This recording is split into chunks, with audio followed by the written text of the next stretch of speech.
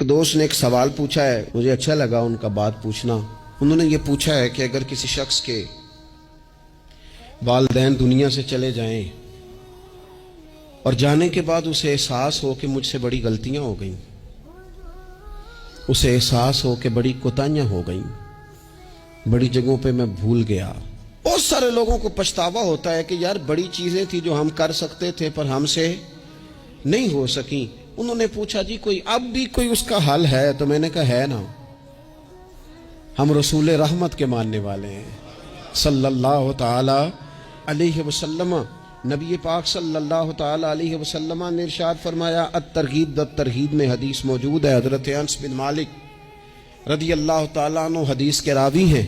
اللہ کے پیارے حبیب علیہ الصلوۃ والسلام نے فرمایا، جس بندے کے والدین یا دونوں میں سے کوئی ایک انتقال کر جائے اور وہ معاذ اللہ ان کا نافرمان ہو، تو فرمایا پھر ان کے لیے دعا کرتا رہے، استغفار کرتا رہے، کرتا رہے، کرتا رہے، کرتا رہے، امید ہے اللہ اسے نیکوکاروں میں لکھ دے گا، وہ فرما برداروں میں آ جائے گا۔ شرط یہ ہے کہ وہ ان کے لیے استغفار کرے، دعائے مغفرت کرے، اب ان کے لیے وہ اب ہی شروع کر دے ان کو یاد کرنا، اب ہی اس مقام پر آ جائے، اب ہی کچھ سوچ لے، تو اللہ تعالیٰ کی بارگاہ سے کرم کی امید ہے کہ اللہ اس نے جو زندگی میں اس سے غلطیاں ہو گئی، رب اس کی ان غلطیوں کو معاف کر دے گا۔ روز استغفار کرے۔ ایک دوست نے مجھ سے ایک دفعہ پوچھا تھا کہ حضرت صاحب والدین چلے گئے ہیں، ان کے لیے کیا کروں؟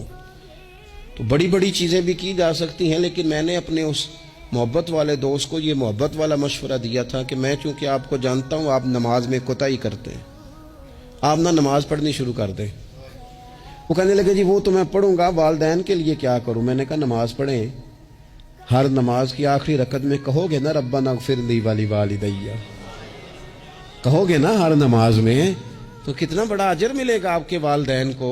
اور پھر وہ سارا اسلوب کہ پہلے آپ نے قیام کیا، پھر آپ نے رکوع کیا، پھر آپ نے سجدہ کیا، پھر آپ اتحیات میں بیٹھے، پہلے آپ نے اللہ کی بارگاہ کے اندر اس کی عبادت کرنے کا دھم بھرا، پھر اس کی وحدانیت کی شہادت دی، پھر اس کے محبوب پر درود پڑھا، اتنے سارے کام کر کے اب آپ نے آخر میں کہا ربنا اغفر لی ولیوالدیّ، یا اللہ مجھے بخش دے اور میرے والدین کو بخش دے۔ تو بتائیے اللہ کتنا کرم فرمائے گا۔